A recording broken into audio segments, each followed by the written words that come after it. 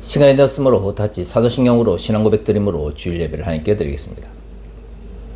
전능하사 천지를 만드신 하나님 아버지를 내가 믿사오며 그 외아들 우리 주 예수 그리스도를 믿사오니 이는 성령으로 잉태하사 동정녀 마리아에게 나시고 본디오 빌라도에게 고난을 받으사 십자가에 못 박혀 죽으시고 장사한 지 사흘 만에 죽은 자 가운데서 다시 살아나시며 하늘에 오르사 전능하신 하나님 우편에 앉아 계시다가 저로서 산자와 죽은 자를 심판하러 오시리라. 성령을 믿사오며 거룩한 공예와 성도가 설교 통하는 것과 죄를 사해 주시는 것과 몸이 대사하는 것과 영원히 사는 것을 믿사옵나이다. 아멘.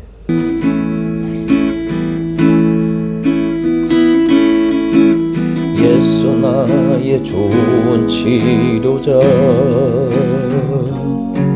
그의 눈이 머무는 곳은 나의 슬픔과 고통, 고개 들어 그의 눈을 볼 때에 난 알았네. 예수 나의 좋은 치료자,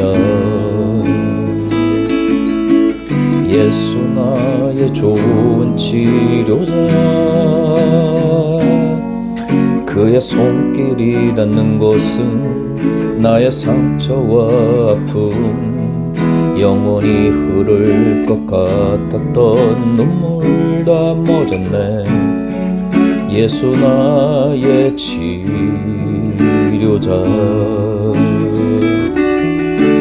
나 노래하리라. 천한 나를 돌아보신 구세주를 찬양해. 하늘 닿는 곳까지 내 손 들리라. 예수 나의 치료자,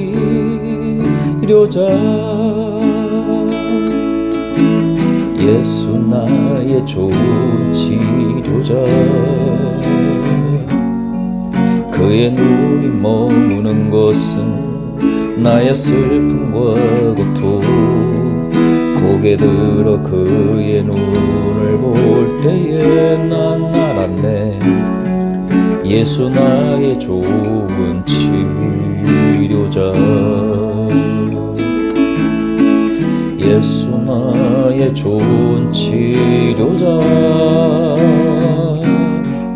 그의 손길이 닿는 곳은 나의 상처와 아픔, 영원히 흐를 것 같았던 눈물 다 멎었네.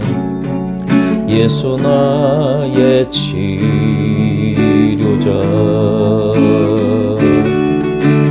나 노래하리라. 천한 나를 돌아보신 구세주를 찬양해. 하늘 닿는 곳까지 내 손 들리라. 예수 나의 치료자,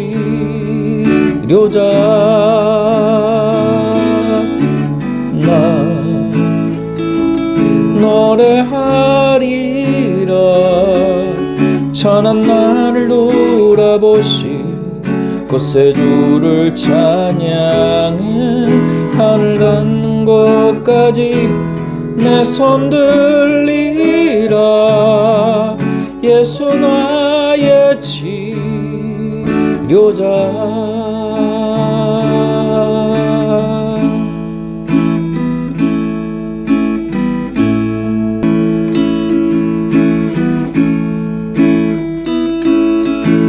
주여 우린 연약합니다. 우린 오늘을 힘겨워합니다. 뜻 이루며 살기에 부족합니다. 우린 연약합니다. 주여 우린 넘어집니다. 오늘 하루 또 실수합니다. 주의 긍휼을 구하는 죄인입니다. 우린 주만 바라봅니다. 한없는 주님의 은혜 온 세상 위에 넘칩니다. 가릴 수 없는 주 영광 온 땅 위에 충만합니다. 주님만이 길이오니 우린 그 길 따라갑니다. 그날에 우리 루시 주는 완전합니다. 주여 우린 연약합니다. 우린 오늘을 힘겨워합니다. 주 뜻 이루며 살기에 부족합니다. 우린 연약합니다. 주여 우린 넘어집니다. 오늘 하루 또 실수합니다.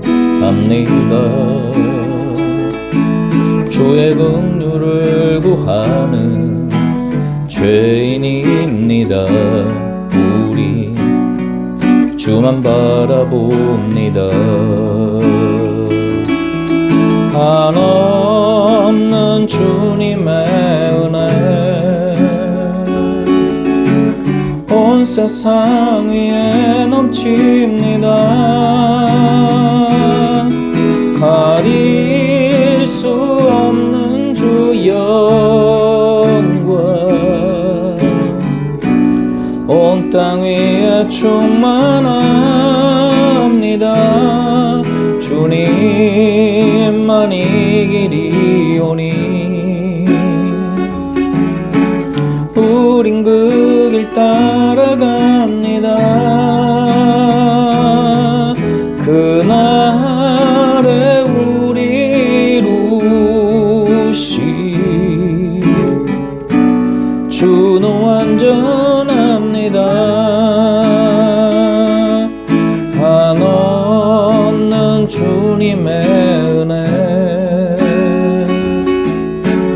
온 세상 위에 넘칩니다. 가릴 수 없는 주 영광 온 땅 위에 충만합니다. 주님만이 길이오니 우린 그 길 따라갑니다. 그날에 우리 루시 주는 완전합니다.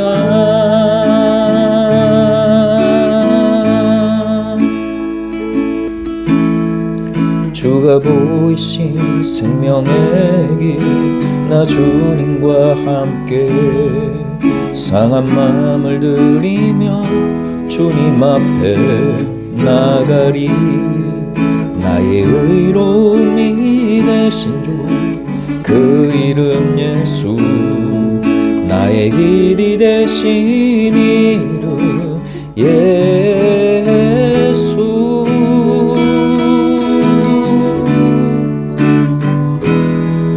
나의 길 오직 그가 하시나니 나를 단련하신 후에 내가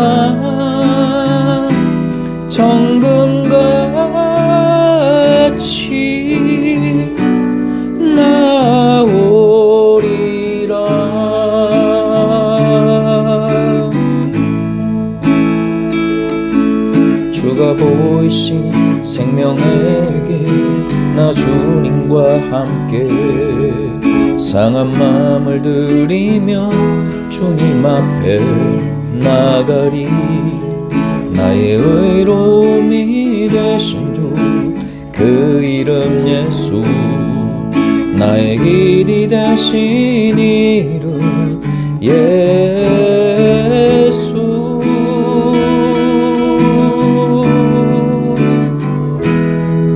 나의 길 오직 그가 하시나니 나를 단련하신 후에 내가 정금같이 나오리라. 나의 길 오직 그가 하시나니 나를 단련하신 후에 내가 정금같이 나오리라.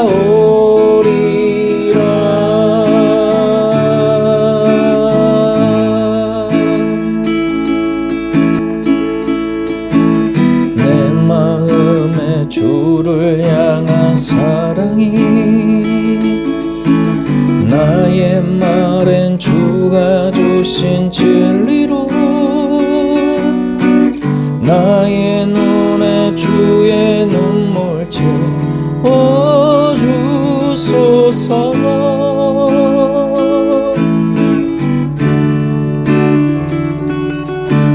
내 입술에 찬양의 향기가 두 손에는 주를 닮은 섬김이 나의 삶에 주의 흔적 나게 하소서.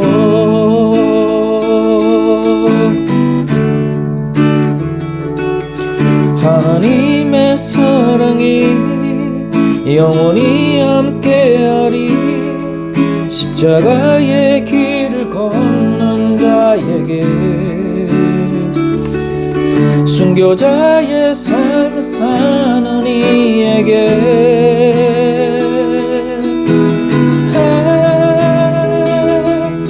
조롱하는 소리와 세상 유혹 속에도 주의 순결한 신부가 되리라. 내 생명 주님께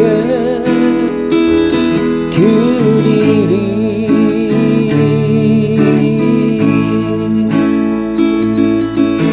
내 마음에 주를 향한 사랑이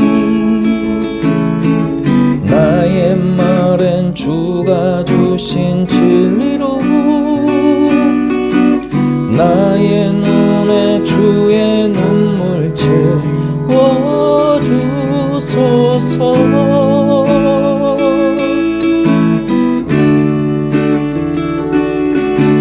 내 입술에 찬양의 향기가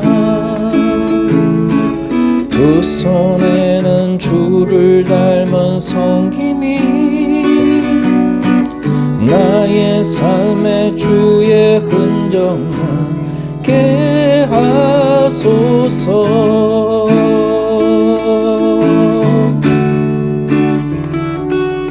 하나님의 사랑이 영원히 함께하리. 십자가의 길을 걷는 자에게 순교자의 삶을 사는 이에게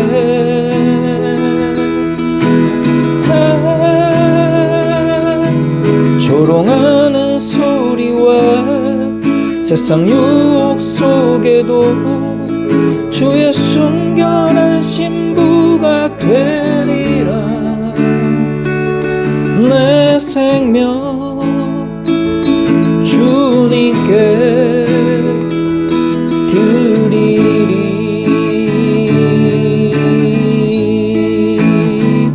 내 마음을 주의 증거들에게 향하게 하시고 탐욕으로 향하지 말게 하소서. 내 눈을 돌이켜 허탄한 것을 보지 말게 하시고 주의 길에서 나를 살아나게 하소서. 사랑과 긍휼의 하나님 아버지, 주의 날을 기리며 주님을 예배하게 하시니 감사와 찬양을 올려드립니다. 각각의 예배의 처소마다 크고 영화로우신 주를 깨닫는 지혜를 주시며 영과 진리로 새롭게 하시어 주님을 온전히 예배하게 하소서. 우리의 영혼의 좌소가 정직한 영이 새롭게 되는 성소가 되게 하시며 우리의 의식과 무의식이 탐욕으로 향하지 않게 하소서. 주님의 일과 하나님 나라를 향한 거룩한 열정으로 채워지기 원합니다. 우리의 눈이 허탄한 데서 돌이키기 원합니다. 우리에게 영혼의 집중력을 회복하게 하소서.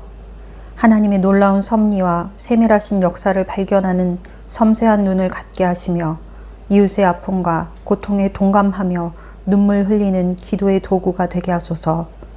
우리의 의지가 거룩한 일을 행하도록 잡다하고 소란스러운 일에서 정돈되기 원합니다. 교회는 그리스도의 보혈을 덧입는 거룩한 성소, 만민이 나와 기도하는 기도의 집이 되게 하소서. 의식주에 관한 생각들이 바로잡히기 원합니다. 거짓 신인 만몬을 끊어내며 필요와 욕심을 분별하게 하소서. 탐욕적인 투기와 전세사기가 뿌리 뽑히며 모든 사람이 편안하고 안전히 거할 수 있는 안식처가 주어지기 원합니다. 민생을 위험에 처하게 하는 사회적인 구조가 바로잡히게 하소서. 위험한 노동 현장과 삶의 터전이 안전하게 바뀌어 서민들과 이 땅을 찾아온 나그네들의 삶에 평안이 깃들도록 관련 제도들이 자리 잡게 하소서. 생명을 우선으로 하는 사회가 되며 벼랑 끝에 내몰린 이들이 보호받고 안전하고 평안히 살 수 있는 사회가 되기 원합니다. 억울한 죽음과 상해로 피 흘린 이들의 울부짖음에 귀를 기울이는 공의로운 사회가 되게 하소서. 배타와 혐오, 정치와 경제의 극심한 양극단 사이에서 화평케 하는 자들로 서게 하소서. 사익을 위해 군중을 교묘히 분리하고 이간하는 정치적 선동과 언론의 경도됨을 분별하게 하소서. 가난하고 내몰린 사람들을 품을 수 있는 성숙한 사회가 되기 원합니다. 권력과 부를 위한 편중된 법의 시행에 하나님의 공의로운 교정이 임하게 하소서. 민주주의의 맹점들이 극복되며 세계적인 위기의 시대를 극복할 수 있도록 이 나라 위에 주님의 은혜가 임하기 원합니다. 극단적인 행동과 폭력, 전쟁을 통해 이익을 얻고자 하는 자들을 다스려 주시며 불법과 강포로 배불리는 자들이 처벌되게 하소서. 한반도의 평화가 깊숙이 자리 잡으며 북녘의 참담함을 위해 기도하는 교회들이 되게 하소서. 지진으로 고통받는 베네수엘라, 수해로 고통받고 있는 형제 자매들, 화산, 홍수, 극심한 더위와 가뭄으로 고통받는 세계 곳곳을 붙들어 주시며 기후 재난의 시대 속에서 기도하며 행동하는 교회들이 되게 하소서. 중동에서 계속되는 포성이 그치기 원합니다. 무고하게 피 흘리고 있는 민간인들을 기억해 주시며 사사로이 전쟁을 꾀하는 열강들에게 주님의 심판과 다스림이 속히 임하기 원합니다. 세계 각처의 이재민들과 전쟁 포로들 위해 함께 해주시며 이스라엘과 가자, 이란, 우크라이나, 러시아, 인도와 파키스탄, 태국과 캄보디아의 평화를, 독재의 땅 북한과 미얀마의 자유를, 폭력과 탄압, 가난으로 떠도는 수단, 하이티와 팔레스타인 각처의 난민들을 보호해 주소서. 자유를 갈망하며 거리로 나선 세계의 이들을 위로해 주시며 악한 권력이 틈타지 못하도록 보호하시며 살만한 나라가 되도록 이끌어 주소서. 한 주간도 주님을 경배하며 이 땅에 이뤄질 하나님의 통치를 목도하는 모두가 되기 원하며 예수님의 이름으로 기도드립니다. 아멘. 다 같이 헌금해서 기도하겠습니다. 사랑의 아버지 하나님이 헌금을 하나님께 드립니다. 주님께서 받으시고 기뻐하시기를 원합니다. 이 헌금이 쓰이는 곳에 하나님의 영광이 나타나게 하시고 하나님의 뜻이 이루어지게 하여 주시옵소서. 헌금의 많고 적음의 문제가 아니라 하나님을 사랑하는 마음과 하나님 향한 열정을 받아 주시옵소서. 우리 삶의 고백으로 드리는 헌금이 되게 하시며 물질의 가치가 아니라 하나님 나라의 가치를 쫓아갈 수 있도록 주님 붙잡아 주옵소서. 이 헌금이 우리들만을 위해서가 아니라 우리의 도움을 필요한 이웃들을 돕고 위로하는 곳에 사용되게 하시고 무엇보다 전쟁의 고통으로 어려움을 겪고 있는 이들을 위로하는 그곳에 사용되게 하여 주시옵소서. 예수님의 이름으로 기도합니다. 아멘. 다 같이 말씀 보도록 하겠습니다. 오늘 함께 보신 말씀은 요한계시록 4장 1절에서 6절까지 말씀입니다. 함께 보신 말씀은 요한계시록 4장 1절에서 6절까지 말씀 함께 읽도록 하겠습니다. 일 후에 내가 보니 하늘에 열린 물이 있는데 내가 들은 바 처음에 내게 말하던 나팔 소리 같은 그 음성이 이르되 이리로 올라오라. 이후에 마땅히 일어날 일들을 내가 내게 보이리라 하시더라. 내가 곧 성령에 감동되었더니 보라, 하늘에 보좌를 베풀었고 그 보좌 위에 앉으시니가 있는데 앉으시니 모양이 벽옥과 홍보석 같고 또 무지개가 있고 보좌에 둘렀는데 그 모양이 녹보석 같더라. 또 보좌에 둘러 24 보좌들이 있고 그 보좌들 위에 24 장로들이 흰옷을 입고 머리에 금관을 쓰고 앉았더라. 보좌로부터 번개와 음성과 우레소리가 나고 보좌 앞에 켠 등불 7이 있으니 이는 하나님의 7영이라. 보좌 앞에 수정과 같은 유리 바다가 있고 보좌 가운데와 보좌 주변에 네 생물이 있는데 앞뒤에 눈들이 가득하더라. 아멘. 마블 시네마틱 유니버스의 정점이었던 엔드게임을 보면 마지막 장면에서 캡틴 아메리카, 즉 스티븐 로저스가 과거에서 빌려왔던 인피니트 스톤을 되돌려주기 위해서 과거로 시간 여행을 하는 장면이 나옵니다. 두 친구가 스티븐 로저스를 기다리고 있지만 결국에 캡틴 아메리카는 과거에서 돌아오지 않게 되죠. 현재에서 잠시의 시간이 흐른 후에 호숫가에서 두 친구는 캡틴 아메리카를 다시 만나게 됩니다. 물론 캡틴 아메리카는 나이가 지극히 든 노인 채로 나타나죠. 재밌는 것은 그 영화에서는 과거로 돌아간 캡틴 아메리카가 과거에서 오랜 시간 그의 사랑하는 연인과 시간을 보냈음에도 불구하고 두 친구가 있었던 현재의 시점에서는 아무런 변화가 없는 것을 알 수가 있습니다. 물론 영화이기 때문에 가능한 것이죠. 현실이라면 어떨까요? 누군가가 과거로 가서 이전과는 다른 삶을 살았다고 합시다. 그렇다면 그의 삶은 크든 작든 주변 사람들에게 영향을 미쳤을 것이고요. 그 영향들이 이 세상을 많은 부분 바꾸어 나왔을 것입니다. 현재라고 하는 우리가 살아가는 시간은 과거가 없이 생겨날 수 없는 것이고요. 과거의 많은 사건들과 또한 삶의 연관성을 통해서 오늘 우리가 살아가고 있는 현재가 형성되어진 것이죠. 그렇다면 우리가 앞으로 살아갈 미래는 어떨까요? 과거와 현재가 어떤 식으로든 연결되어 있다면 우리가 살아가게 될 미래 역시도 현재 우리가 살아가고 있는 삶, 그리고 우리가 앞으로 살아가게 될 삶이 서로 연결되어 있는 상태에서 미래라고 하는 것이 만들어질 것입니다. 사실 이러한 생각은 너무나 당연한 것이죠. 문제는 우리가 하나님의 말씀이라고 부르는 성경의 예언들을 이해할 때에 이런 당연한 논리적 생각들을 하지 않는다는 데 있습니다. 우리는 하나님의 말씀, 특히 미래를 예언하고 있다라고 하는 말씀을 들을 때에 우리의 의지와 관계없이 그것은 고착되어 있고 무조건적으로 일어날 수밖에 없다라고 생각을 합니다. 그런데 많은 그리스도인들, 특히 근본주의 그리스도인들이라고 할지라도 성경이 말하고 있는 예언은 일반적인 운명과는 다른 것이다 라고 많이 이야기를 합니다. 내가 원해도 또는 내가 미래를 준비해도 피할 수 없는 것이 운명입니다. 제가 생각하기에 성경에서 말하고 있는 예언이 운명과 다르려면 그것이 현재를 살아가는 그리스도인들의 행위가 어떤 형식이든 간에 미래의 변화의 연관성을 가져야 합니다. 요한계시록에 등장하는 종말론적인 예언도 마찬가지입니다. 요한계시록 4장 1절은 이렇게 이야기합니다. 2일 후에 내가 보니 하늘에 열린 문이 있는데 내가 들은 바 처음에 내게 말하던 나팔 소리 같은 그 음성이 이르되 이리로 올라오라. 이후에 마땅히 일어날 일들을 내가 내게 보이리라 하시더라. 1장부터 3장에 이어지는 소아시아 7개의 보내는 권면의 말씀이 끝난 후에 4장 1절부터는 우리가 흔히 알고 있는 요한계시록의 종말론적인 미래에 대한 예언이 기록되어 있습니다. 여기서 분명히 말하고 있는 것처럼 요한계시록은 미래에 일어날 일을 요한이라고 하는 요한계시록의 저자에게 보여줌으로써 시작됩니다. 그런데 말이죠. 재밌는 것은 요한계시록의 미래가 정말로 예언을 이야기하는 거라면 사실 수없이 많은 상징으로 기록되어 있는 미래에 대한 묵시라고 하는 것은 목적을 상실하게 됩니다. 과거든 현재든 예언의 정확성은 어떻게 생겨나는 것일까요? 그렇죠.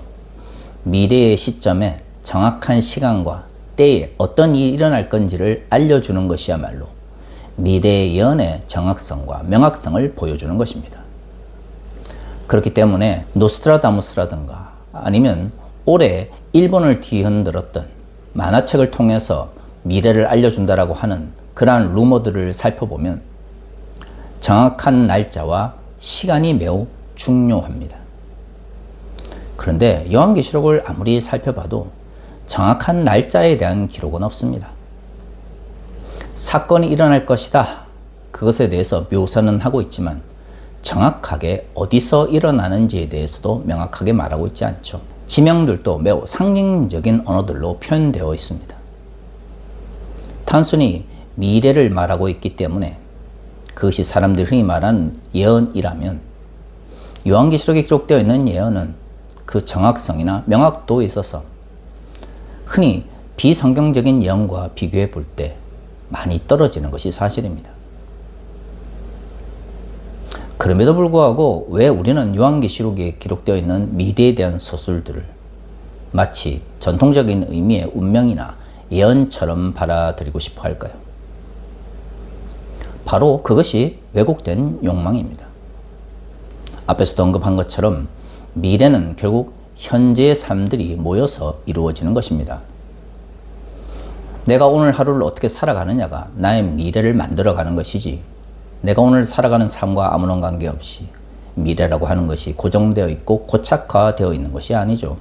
오늘 미래에 대해서 이야기해 주겠다라고 4장 1절에서 이야기하고 나서 4장 2절에서 6절까지 이 말씀을 하신 분에 대해서 묘사를 하고 있는데요. 매우 장엄한 모습으로 묘사되어 있습니다. 요한계시록은 결국 요한계시록을 쓴 사람과 그것을 읽는 사람 사이에서 이해할 수 있는 수없이 많은 상징들을 통해서 전달하려고 하는 주제, 즉 메시지가 중요한 것입니다. 미래 전쟁에 대해서도 생각해 보십시오. 나중에 우리가 살펴보겠지만 아마겟돈과 같이 신비한 전쟁만 하더라도 만약에 정말로 지금과 같이 세계가 계속해서 과학기술이 발전한다면 미래 전쟁이 요한계시록에서 말하고 있는 아마겟돈과 같은 모습으로 나타날까요? 아니면 핵무기나 그보다도 더 큰 위력을 가진 무기들로 인하여 전 세계가 부셔지고 망가지는 모습으로 묘사되어 있을까요? 사실 지금 인류가 가지고 있는 무기 기술로 보면 아마겟돈에서 이야기하고 있는 그 종말론적인 전쟁은 너무 작아 보입니다. 미래를 미리 알려주는 것이 요한계시록의 목적이라면 왜 과거 시점 사람들이 볼 때 파국적으로 보이는 전쟁의 모습으로 아마겟돈과 같은 미래의 모습을 묘사했을까요? 그리스도 옆에 있는 신비한 생명들도 마찬가지입니다. 사자나 사람들의 모습이 섞여져 있는 신비한 동물에 대해서도 자세히 살펴보면 이것이 실제로 존재하는 생명 혹은 존재가 아니라 매우 상징적인 것이라는 것을 알 수가 있습니다. 미래에 일어날 일을 전해주시는 분의 장엄함을 묘사하는 것은 소아시아 7교회 권면하는 말씀에서 등장하는 예수 그리스도의 모습과 비교해 봤을 때도 많은 유사점이 있습니다. 소아시아 7교회 보내는 권면의 말씀 속에 등장하는 예수 그리스도의 모습을 그렇게 묘사한 이유가 무엇입니까? 그들의 권면이 정당성을 가지고 있다고 하는 것을 보여주려고 하는 것이죠. 결국에는 예수 그리스도의 권능을 묘사함으로써 권면의 말씀을 따르지 않을 경우 그 권능의 주께서 심판하실 것이다 라고 하는 것을 전제하고 있습니다. 더구나 소아시아 7교회에 보내는 권면의 말씀 중 마지막 말씀은 결국 빌라델비아 교회에 대한 말씀인데요. 그 말씀의 목적은 무엇입니까? 고난을 겪고 있지만 지금의 고난을 이겨내는 자만이 미래에 도래하게 될 파국적 고난 속에서도 믿음을 지킬 수 있다라는 이야기를 합니다. 오늘 4장 1절부터 시작되는 말씀들을 쭉 살펴보면 결국에는 미래에 일어날 예언들의 대부분은 지금은 상상할 수도 없는 비극적인 사건들, 전쟁이나 기근과 같은 고통스러운 일들, 혹은 수없이 많은 핍박과 억압과 같은 고난에 대한 이야기들이 대다수를 이루고 있습니다. 흔히 휴거라는 말을 통해서 세대주의적 종말론을 강조하시는 분들도 있지만 그것은 19세기 말 20세기 초에 등장했던 요한계시록에 대한 해석이고요. 근본주의적이면서 왜곡된 인식에 기반한 해석입니다. 그렇기 때문에 요한계시록은 궁극적으로 종말론적인 파국에 대한 묘사를 통해서 지금의 고난을 이겨내야 된다라고 하는 것을 강조하고 있다고 볼 수 있는 것이죠. 이처럼 요한계시록의 전체 구조와 주제를 살펴보면 요한계시록은 단순히 미래를 먼저 알려줘서 그것을 피하도록 하기 위한 것이 아닙니다. 그럼에도 불구하고 왜 지금까지 한국교회에서, 특히 세대주의적 종말론적인 성격이 강한 근본주의적 교회에서 요한계시록을 그런 식으로 해석했을까요? 그것이 바로 왜곡된 욕망입니다. 미래를 미리 알므로써 나는 오늘의 우리의 삶과 관계없이, 나는 오늘 노력하지 않고 쉽게 그 고난으로부터 도피할 수 있다라고 하는, 그리고 도피하고 싶어 하는 욕망들이 요한계시록을 세대주의적 종말론의 관점 속에서 해석하게 만들었던 것이죠. 생각해 보십시오. 왜 우리나라에서 세대주의적 종말론의 관점 속에서 요한계시록을 해석했던 일이 대부분 이단으로 빠지거나 성경의 말씀과는 아무런 관계없이 이해관계 속에서 이권을 누리기 위한 방식으로 전락하게 되었을까요? 요한계시록의 미래를 잘 해석하지 못해서가 아닙니다. 이미 요한계시록을 그런 식으로 해석하고자 하는 욕망 자체가 왜곡되어 있는 것이죠. 나의 왜곡된 욕망으로 미래의 예언적 혹은 묵시론적 말씀을 해석하려고 하니까 그것이 왜곡된 방식으로 해석되어질 수밖에 없는 것입니다. 사랑하는 성도 여러분, 우리가 직면하게 될 미래는 오늘 우리가 만들어가는 현재를 통해서 형성되어지는 것입니다. 그렇기 때문에 미래에 대한 막연한 기대나 혹은 종말론적인 예언에 집착하기보다 미래의 종말이 오늘날 우리의 삶 가운데서 어떤 의미를 가지는지에 대해서 더 집중해야 하는 것이죠. 위르겐 몰트만의 희망의 신학이 우리에게 주는 참된 의미도 바로 그것입니다. 미래를 아는 것이 중요한 것이 아니라 미래의 심판과 종말론적인 파국을 준비하는 자의 모습은 오늘 우리가 살아가는 이 현실을 바꿀 수 있을 만큼 역동적이고 또한 적극적일 수밖에 없는 것입니다. 현실을 도피하기 위해서 미래에 매달려서는 안 됩니다. 미래의 사건은 결국 오늘 현재와 연결되어 있고요. 그 현재들의 결과로서 우리 앞에 놓여지게 되는 것이죠. 그러므로 종말론적인 미래 또한 종말론적인 파국에 대한 서사는 결국 오늘 우리의 삶을 다시 한번 돌아보며 하나님 나라를 향하여 적극적으로 달려가고 있는지를 성찰할 수 있는 도구여야 하는 것이지, 미래를 미리 알므로써 더 쉽게 고난을 피하고 더 쉽게 내가 원하는 이권을 지키기 위한 방식으로 해석되어져서는 안 됩니다. 더구나 세대주의적 종말론의 관점 속에서 오늘의 현재를 회피하거나 도피하면서 미래에 집착하는 모습은 결코 요한계시록에서 말하고 있는 미래에 일어날 일을 알려주는 목적이 될 수도 없는 것이죠. 우리 모두가 요한계시록이 말하고 있는 미래의 참된 의미에 대하여 현재 우리의 현실을 통해서 미래를 만들어갈 수 있음을 다시 한번 돌아볼 수 있기를 바랍니다. 다 같이 기도하겠습니다. 사랑의 아버지 하나님, 감사합니다. 우리에게 주신 미래가 우리의 현재를 변화시키며 하나님 나라를 만들어가는 우리의 신앙의 고백이 되게 하여 주시옵소서. 세대주적 종말론에 매달려서 현실을 도피하기 위하여 미래를 바라보거나 미래에 집착하지 아니하도록 주님 붙잡아 주시옵소서. 예수님의 이름으로 기도합니다. 아멘. 지금은 우리 주 예수 그리스도의 은혜와 아버지 하나님의 크신 사랑과 성령의 감화 감동 역사하심이 현실을 통하여 미래를 바라보며 현재를 변화시키기를 원하는 우리 모든 성도들과 가족들 머리머리 위에 지금부터 영원까지 함께 있을지어다. 아멘.